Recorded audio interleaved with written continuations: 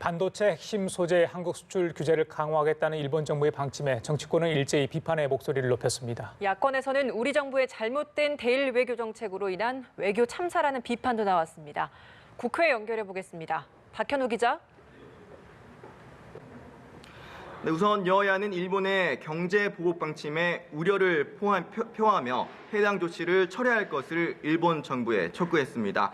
더불어민주당은 강제징용 배상 판결과 관련해 일본 정부가 보복 조치를 취하려고 하는 것이라며 깊은 유감을 나타냈습니다. 이인영 원내대표는 정치적 목적으로 통상 규정을 자의적으로 휘두르는 결정에 거듭 깊은 유감을 표한다고 밝혔는데요. 그러면서 과거 일본 정부가 중국 정부의 히토류 수출 제한 조치와 관련해 WTO의 제소에 승소 판결을 받은 사례를 언급했습니다. 이 원내대표는 일본이 중국과의 분쟁 당시 기억을 잊지 말길 바란다며 경제 보복 조치는 일본 기업에도 큰 부담을 주는 행위이자 잘못된 선택으로 일본 정부가 자국 수출 산업의 타격도 감당해야 할 것이라고 강조했습니다.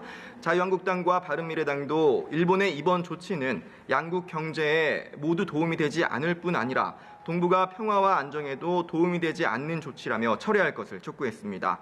그러면서도 상황이 이렇게까지 악화된 것은 잘못된 정부의 대일 외교 정책 때문이라며 정부의 외교 무능을 점검해야 한다고 목소리를 높였는데요. 나경원 한국당 원내대표는 외교부는 최악의 사태가 벌어질 때까지 그저 방관만 하고 있었다며 감정 외교와 갈등 외교가 가져온 외교 참사라고 지적했습니다. 그러면서 경색된 한일 관계, 그로 인한 무역 보복의 해결을 위해 다양한 차원과 채널의 한일 외교가 필요하다며 국회가 나서 긴급 한일 의회 교류를 추진하는 방안을 여당과 바른미래당과 추진하겠다고 밝혔습니다. 오신환 바른미래당 원내대표도 아마추어 외교부가 정신을 차려야 한다며 한일 관계 전반에 대한 종합 대책 마련이 시급하다고 지적했는데요. 오 원내대표는 쇼나 이벤트가 아니라 외교력을 보여줄 것을 촉구한다며 기업 피해를 최소화할 수 있도록 역량을 집중해야 한다고 강조했습니다. 박 기자, 이런 가운데 북한 어선의 삼척항 입항에 대한 국정조사를 두고 여야가 입장 차이를 보이고 있는데, 이렇다면 완전한 국회 정상화 좀 어렵지 않을까요? 네, 민주당은 한국당과 바른미래당이 제출한 북한 어선 사건과 관련한 국정조사 요구를 받아들이기 힘들다는 입장입니다. 이인영 원내대표는 해당 사안은 관련 상임위나 대정부 질의를 통해 충분히 논의할 수 있다고 생각한다며 북한 어선 사건에 대한 국정조사 요구가 완전한 국회 정상화 논의에 걸림돌이 되지 않길 바란다고 밝혔습니다. 이어 지각국회가 정쟁을 벌이고 민생 입법의 골몰할 것과 즉각적 추경 심사를 요구하는 민의에 마땅히 부응해야 한다며 한국당은 국민 뜻과 함께 할 건지 다른 정쟁의 길을 선택할 건지 다시 돌아봐야 한다고 강조했습니다.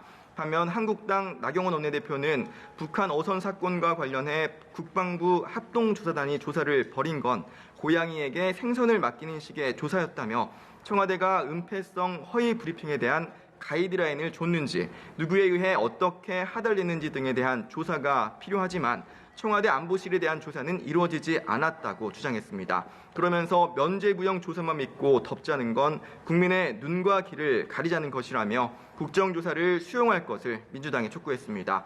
바른미래당 워신환 원내대표도 여론조사 결과 북한 어선 사건과 관련해 정부의 대응이 부적절했다는 응답이 70%에 달했다며 국방부 자체 조사만으로는 진실에 접근하는 게 불가능하다는 게 확인된 이상 국정조사를 반드시 실시해야 한다고 강조했습니다. 지금까지 국회에서 연합뉴스TV 박현우입니다.